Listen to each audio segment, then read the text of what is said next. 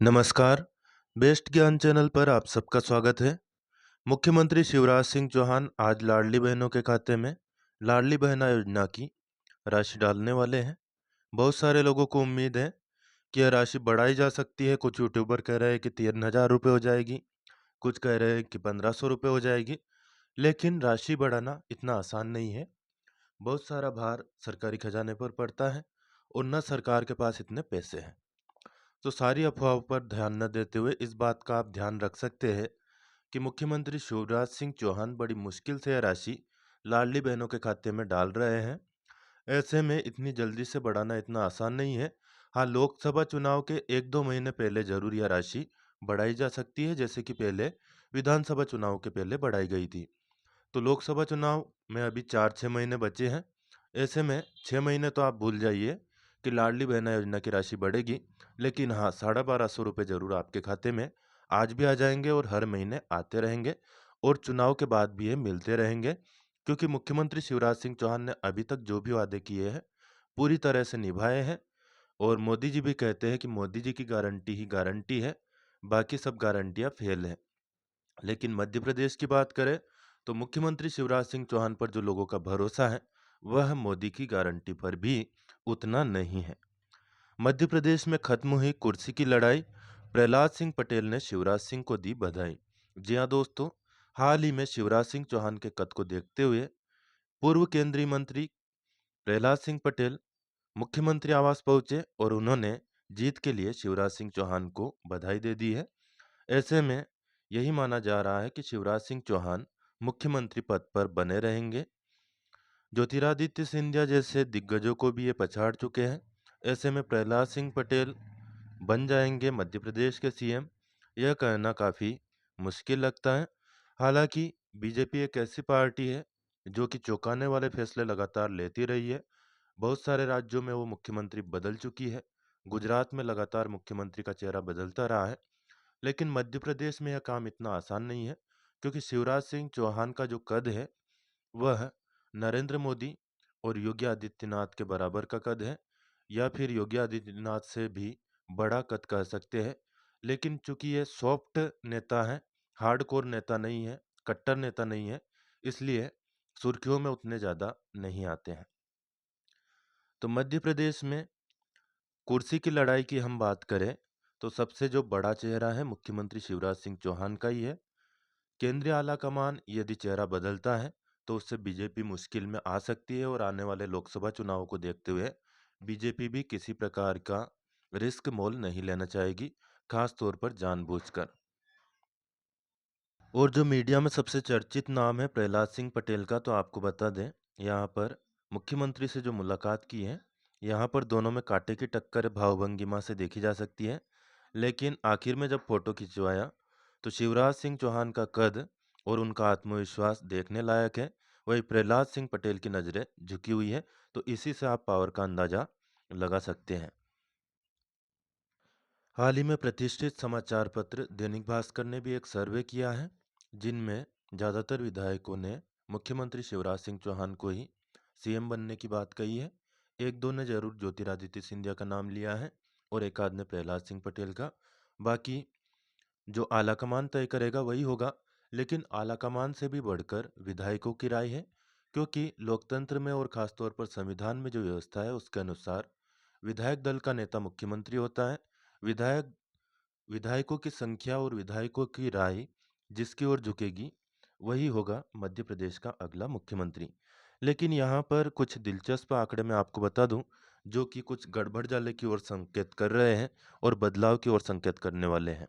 देखिए, इससे पहले क्या हुआ था, उमा भारती और बाबूलाल गौर के समय आए थे 2004 में पर्यवेक्षक। उमा भारती को जब मुख्यमंत्री पद से हटाया गया था, तब विधायक दल की बैठक में शामिल होने दिल्ली से प्रमोद महाजन और अरुण जेटली भेजे गए थे। बाकी नेता भी आए थे। इसके बाद वर्ष 2004-5 में बाबूलाल का बाबूलाल गौर का मुख्यमंत्री पद से इस्तीफा हुआ, तब भी राजनाथ सिंह भोपाल आए। 2023 में शिवराज सिंह चौहान के मुख्यमंत्री बनने के बाद में आए हैं। तो इससे थोड़ा सा बदलाव का संकेत दिख रहा है, लेकिन मुश्किल है। भाजपा ने 2008-2013 में चुनाव जीता। वही 2020 में कांग्रेस सरकार गिरने की स्थिति में भी सीएम पद के लिए स्वाभाविक नाम शिवराज सिंह चौहान का ही सामने आया था। तो जो कठिन परिस्थितियों से निकाल के सामने आए हैं वह शिवराज सिंह चौहान ही है। अब विधानसभा चुनाव में प्रचंड जीत के बाद भी पर्यवेक्षक मध्य प्रदेश आए हैं, तो ऐसे में देखना होगा कि 11 तारीख को ये पर्यवेक्षक क्या गुल खिलाते हैं। बाकी दो राज्यों की बात करें तो रक्षा मंत्री राजनाथ सिंह को राजस्थान और केंद्रीय मंत्री अर्जुन मुंडा को छत्तीसगढ़ का केंद्रीय पर्यवेक्षक नियुक्त किया गया है। छत्तीसगढ़ में मुंडा के साथ सर्बानंद सोनोवाल और पार्टी महासचिव दुष्यंत कुमार गौतम पर्यवेक्षक होंगे। वही विधायक दल की बैठक 10 दिसंबर सुबह 11 बजे रखी है। वही राजस्थान में केंद्रीय रक्षा मंत्री राजनाथ सिंह के साथ राज्यसभा सांसद सरोज पांडे और राष्ट्रीय महासचिव विनोद तावड़े पर्यवेक्षक रहेंगे। तो यहाँ पर जो पार्टी ने नाम घोषित किए हैं मध्य प्रदेश में, मनोहर लाल खट्टर जो कि हरियाणा के मुख्यमंत्री है, ओबीसी मोर्चा के राष्ट्रीय अध्यक्ष डॉक्टर के लक्ष्मण और भाजपा के राष्ट्रीय सचिव सुश्री आशा लाकड़ा को भेजा गया है मध्य प्रदेश में। 11 तारीख को इनकी बैठक है। केंद्र ने जमाखोरी को रोकने और खाद्य सुरक्षा प्रबंध तथा थोक और खुदरा विक्रेताओं के लिए गेहूं के भंडारण की सीमा में संशोधन किया है। इससे गेहूं की कीमतों में कमी देखने को मिल सकती है। भंडारण की सीमा वर्तमान में 2000 मीट्रिक टन से घटाकर 1000 मीट्रिक टन कर दिया गया है। यह संशोधित आदेश 31 मार्च 2024 तक लागू रहेगा। ऐसे में 31 मार्च 2024 तक गेहूं की कीमतें बढ़ने की संभावना नहीं है या काफ़ी हद तक नियंत्रित रह सकती है। लोकसभा चुनाव को देखते हुए सरकार ने यह फैसला किया है। हालांकि जिस पार्टी की सरकार होती है वही फाइनल फैसला करती है। प्रधानमंत्री नरेंद्र मोदी ने वीडियो कॉन्फ्रेंस के जरिए विकसित भारत संकल्प यात्रा के लाभार्थियों को हाल ही में संबोधित किया। उन्होंने कहा कि यह यात्रा उन लोगों के लिए एक सशक्त माध्यम है जो सरकारी योजनाओं का लाभ लेने के पात्र है लेकिन अभी तक नहीं ले पाए हैं। श्री मोदी ने नमो दीदी अभियान के बारे में कहा कि वे इस देश की बहनों को नमो दीदी अभियान और स्व सहायता समूह के माध्यम से लखपति दीदी बनाना चाहते हैं। तो यहाँ पर प्रधानमंत्री नरेंद्र मोदी और शिवराज सिंह चौहान का जो मत है वह भी मत एक की है कि लाडली बहनाओं ने ही कमाल करके दिखाया है और लाडली बहनाओं के सशक्तिकरण पर मध्य प्रदेश के मुख्यमंत्री का सबसे ज़्यादा ध्यान है। वही प्रधानमंत्री भी अब इस ओर ज़्यादा गौर करने लगे हैं। हमारी सरकार माई बाप सरकार नहीं है, बल्कि हमारी सरकार तो महतारी पिता की सेवक सरकार है। माँ बाप का जो एक बच्चा सेवा भाव करता है ना, वैसे ही ये मोदी आपकी सेवा का काम करता है।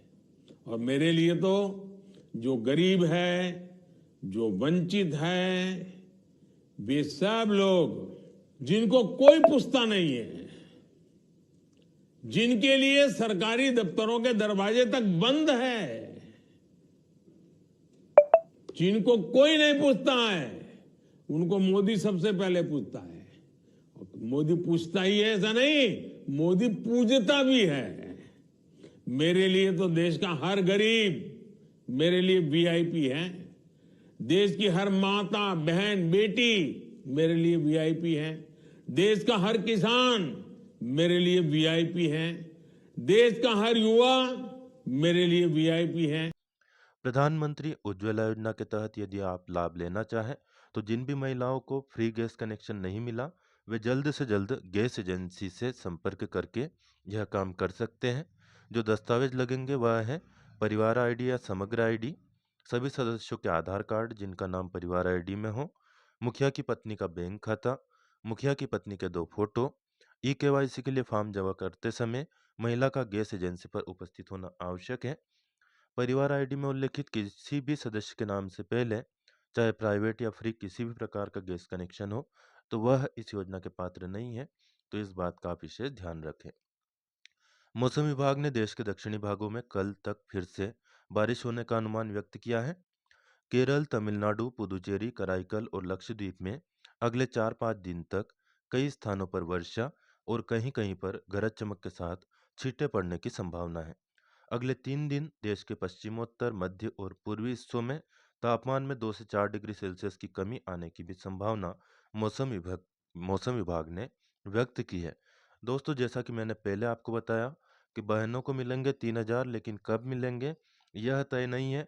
यह बिल्कुल उसी तरह है जैसे कि कहा जा रहा था कि मंदिर वही बनाएंगे लेकिन तारीख नहीं बताएँगे, तारीख ज़रूर बताई गई, लेकिन टाइम खूब लगा। इसी प्रकार से बहनों को 3000 रुपए कभी न कभी मिलेंगे ज़रूर, लेकिन कब मिलेंगे इसकी तारीख तय नहीं है। इसमें 5 साल का समय भी लग सकता है और उससे ज़्यादा समय भी लग सकता है। मौसम विभाग भोपाल ने मध्य प्रदेश के कुछ जिलों में बारिश और कोहरे की जो चेतावनी लगातार मौसम विभाग जारी करता है, उसकी हम बात करें तो पिछले 24 घंटे के दौरान 1-1 सेंटीमीटर बारिश वर्षा हुई है। सिंगरौली में और अनूपपुर में आधा सेंटीमीटर बारिश रिकॉर्ड की गई है। पिछले 24 घंटे के दौरान शहडोल और रीवा संभाग के जिलों में कहीं-कहीं वर्षा हुई। शेष संभागों के जिलों में मौसम शुष्क रहा। प्रदेश में सर्वाधिक जो तापमान दर्ज किया गया उज्जैन में 27.5 डिग्री सेल्सियस, जबकि उमरिया में 11.3 डिग्री सेल्सियस। प्रधानमंत्री नरेंद्र मोदी ने कहा है कि पूरी दुनिया भारत की ओर उम्मीद भरी नज़रों से देख रही है। उन्होंने कहा कि पिछली तिमाही में भारत के सकल घरेलू उत्पाद यानी कि जीडीपी की 7.7% की वृद्धि दर पिछले 10 वर्षों में किए गए परिवर्तनकारी सुधारों का परिणाम है। गुजरात की राजधानी गांधीनगर में उन्होंने इन्फिनिटी फोरम के दूसरे संस्करण को संबोधित किया और उसी में यह बात कही है। यहाँ से आपकी प्रतियोगी परीक्षाओं में प्रश्न बन सकता है कि हाल ही में इन्फिनिटी फोरम का आयोजन किस स्थान पर हुआ, तो यह हुआ है गांधीनगर में। और पिछले 10 वर्षों में भारत की विकास दर कितनी रही है? 7.7%। ये दोनों फैक्ट आपको याद रखना है यदि आप किसी भी प्रतियोगी परीक्षा की तैयारी कर रहे हो। तेलंगाना में मंत्रियों को विभागों का बंटवारा कर दिया गया है। सीएम रेवंत रेड्डी ने आज राज्यपाल तमिलसाई को मंत्रियों के नामों की सूची भेजी। 6 में से 2 गारंटियां यहाँ पर पूरी कर दी गई है। राज्य सचिवालय में मुख्यमंत्री की अध्यक्षता में हुई बैठक में यह निर्णय लिया गया। पत्रकारों को बताया गया कि राज्य के स्वामित्व वाली सड़क परिवहन निगम की बसों में महिलाओं के लिए मुफ्त यात्रा और राज्य आरोग्यश्री स्वास्थ्य बीमा राशि को 10 लाख रुपए तक बढ़ाने से संबंधित गारंटी लागू कर दी गई है। मौसम पूर्वानुमान की बात करें 10 दिसंबर 2023 की सुबह तक जो मौसम पूर्वानुमान है उसके अनुसार आगामी 5 दिनों के दौरान मध्य प्रदेश के सभी संभाग के जिलों में मौसम शुष्क रहने की संभावना है। आगामी चेतावनी की बात करें तो कहीं-कहीं पर घना या मध्यम कोहरा छा सकता है ग्वालियर, दतिया, भिंड, मुरैना, सिंगरौली और सीधी जिलों में। अगले 72 घंटों के दौरान यानी कि 3 दिनों के दौरान धीरे-धीरे न्यूनतम तापमान में 2 से 3 डिग्री सेल्सियस की गिरावट की संभावना मौसम विभाग ने व्यक्त की है। 10 दिसंबर की सुबह तक भोपाल और उसके आसपास के इलाकों में भी मौसम साफ रहेगा। संभावित धुंध रह सकती है। तमिलनाडु के मुख्यमंत्री एम.के. स्टालिन ने चक्रवात से प्रभावितों को 6,000 रुपये देने की घोषणा की है। यह राशि राशन की दुकान यानी कि पीडीएस के जरिए वितरित की जाएगी। पीडीएस का फुल फॉर्म क्या होता है? Public distribution system. सूचना और प्रसारण मंत्री श्री अनुराग सिंह ठाकुर ने भ्रष्टाचार के मुद्दे पर कांग्रेस की आलोचना की है। कल संवाददाताओं से सम्मेलन में उन्होंने कहा कि प्रधानमंत्री एक एक पैसे का उपयोग लोगों की भलाई के लिए कर रहे हैं, जबकि कांग्रेस कालाधन इकट्ठा करने में व्यस्त है। केंद्रीय मंत्री की यह प्रतिक्रिया कांग्रेस सांसद धीरज साहू के परिसर में प्रवर्तन निदेशालय की छापेमारी में 200 करोड़ रुपए की नकदी मिलने के बाद आई है। आपको बता दें यह गिनती लगातार जारी थी और अब तक गिनती 300 करोड़ रुपए तक पहुंच गई है। 300 करोड़ रुपए कैश मिले हैं। ट्रक से भरकर यह राशि ले जाई गई। झारखंड से कांग्रेस के राज्यसभा सांसद है धीरज साहू, इनके 10 ठिकानों पर रेड पड़ी है और इसमें यह बात निकल कर सामने आई है। अलग अलग जगह पर इनके ठिकाने हैं। ओडिशा के बौद्ध, बोलांगीर, रायगढ़ और संबलपुर, बंगाल में कोलकाता, झारखंड के रांची और लोहरदगा में छापे पड़े। जब्त नोटों की संख्या इतनी ज्यादा थी कि उन्हें गिनने के लिए मंगवाई गई मशीनें भी खराब हो गई। 157 बैग में भरकर ट्रक से रुपए पहुंचाए गए बैंक, और बैग नहीं मिले तो फिर बोरे में भरे गए नोटों के बंडल। ये है धीरज साहू जो कि काले कारनामे इनके उजागर हुए हैं। दोस्तों वीडियो बनाना काफ़ी आसान है। लोग तरह तरह की अफवाहें फैलाते हैं और वीडियो बनाते हैं, लेकिन अखबारों के माध्यम से और विभिन्न विश्वसनीय सूत्रों से मैं खबरें इकट्ठी करता हूं और आपके लिए वीडियो लेकर आता हूं। वीडियो में दी गई जानकारी आपको उपयोगी लगे तो प्लीज़ लाइक जरूर कर दिया करें, और अन्य दोस्त जो भी आपसे फेसबुक, व्हाट्सएप या टेलीग्राम ग्रुप के जरिए जुड़े हो उनको भी यह काम की जानकारी शेयर कर दिया करें। इस चैनल पर नए हो तो चैनल को सब्सक्राइब कर लीजिए, और ऑलरेडी सब्सक्राइब कर चुके हो तो बेल आइकन यानी कि घंटी का बटन जरूर प्रेस कर देना। अब आज के अखबारों से कुछ प्रमुख खबरें। कोर्स कराने वाले संबंधित सभी कॉलेजों को नोटिस जारी। डीटी फार्मेसी कोर्सेज में फिर शुरू होंगे प्रवेश। 26 से रजिस्ट्रेशन करा सकेंगे छात्र। 28 तक प्रोफाइल अपडेट कराना होगी। फार्मेसी काउंसिल ऑफ इंडिया द्वारा अक्टूबर तक कॉलेजों को अप्रूवल दिया गया। 30 नवंबर तक अपील की प्रोसेस चली। वह सुप्रीम कोर्ट ने 30 दिसंबर तक एडमिशन देने की छूट दी थी। अब अपील की प्रोसेस खत्म होते ही डीटीए ने एमपी के कॉलेजों में प्रवेश के लिए प्रारंभिक कार्रवाई शुरू कर दी है। डीटीए यानी कि तकनीकी शिक्षा विभाग। आरजीपीवी से खबर है, एकेडमिक कैलेंडर बदला है। 30 अक्टूबर तक दाखिले हुए, 13 जनवरी तक इसमें कक्षाएं लगेगी। और विस्तार से वीडियो को रोक करके या फिर स्क्रीनशॉट लेकर के आप खबर को पढ़ सकते हैं। छतरपुर से खबर है, बागेश्वर धाम के पीठाधीश्वर पंडित धीरेन्द्र शास्त्री को जान से मारने की धमकी मिली है। लॉरेंस विश्नोई गैंग के नाम से उन्हें ईमेल आया था, 10 लाख रुपए की मांग की गई थी। पटना से आरोपित को गिरफ्तार कर लिया गया है। शनिवार को आरोपी को राजनगर कोर्ट में पेश किया गया, जहां से उसे जेल भेज दिया गया है। आरोपी बिहार के नालंदा जिले के शंकटी गांव का रहने वाला है और हाल ही में कंकरबाग पटना में रह रहा था। नर्मदा एक्सप्रेस कल से 12 दिसंबर तक निरस्त रहेगी। कारण है बरांज स्टेशन पर ब्लॉक के कारण। बरांज स्टेशन जबलपुर मंडल के अंतर्गत आता है। वही 6 फरवरी तक यशवंतपुर एक्सप्रेस भी निरस्त कर दी गई है। 10 दिसंबर से 4 फरवरी तक डॉक्टर अंबेडकर से चलने वाली गाड़ी संख्या निरस्त है 19301। वह यशवंतपुर से चलने वाली गाड़ी संख्या 19302 यशवंतपुर डॉक्टर अंबेडकर नगर एक्सप्रेस भी 12 दिसंबर से 6 फरवरी तक निरस्त रहेगी। अब प्रयागराज के लिए सूबेदारगंज सिकंदराबाद स्पेशल 14 दिसंबर से चलेगी 27 जनवरी तक। साप्ताहिक superfast express special train rail मंडल के भोपाल, इटारसी और बिना स्टेशन पर हाल्ट लेकर जाएगी। सरकार ने हाल ही में बड़ा फैसला लेते हुए प्याज के निर्यात पर भी रोक लगा दी है। इससे प्याज की जो कीमतें हैं वह भी लगातार गिरती हुई दिखाई दे रही है। हालांकि व्यापारियों को अपना स्टॉक संशोधित सीमा तक कम करने के लिए 30 दिन तक का वक्त मिलेगा। इंदौर उज्जैन के बीच चलेगी वंदे मेट्रो ट्रेन। इंदौर उज्जैन के बीच अब सफर और आसान हो जाएगा। इस रूट पर आने वाले समय में वंदे मेट्रो ट्रेन संचालित होगी। सिंहस्थ के दौरान भी इस ट्रेन से यात्रियों को खासा फायदा होगा। रेल मंत्री अश्विनी वैष्णव से सांसद शंकर लालवानी के आग्रह के बाद इस ट्रेन पर सहमति बन गई है। बादल छटे और हवा का रुख बदला। 48 घंटे में 4 डिग्री लुढ़का रात का तापमान। 13 दिन बाद 15 डिग्री से नीचे आया न्यूनतम तापमान। 2-3 दिन बाद फिर से एक मौसमी सिस्टम सक्रिय होगा। मौसम विशेषज्ञ ने बताया है कि ऐसा मौसम अगले 2 या 3 दिन तक रहने की संभावना है। 3 दिन के बाद में हिमालय रीजन में एक और वेस्टर्न डिस्टर्बेंस पहुंच रहा है। इसके कारण फिर से मौसम में थोड़ा बहुत बदलाव हो सकता है। फिलहाल इस वीडियो में इतना ही। लाइक, शेयर और सब्सक्राइब करना बिल्कुल न भूलें। धन्यवाद। जय जवान, जय किसान, जय हिंद।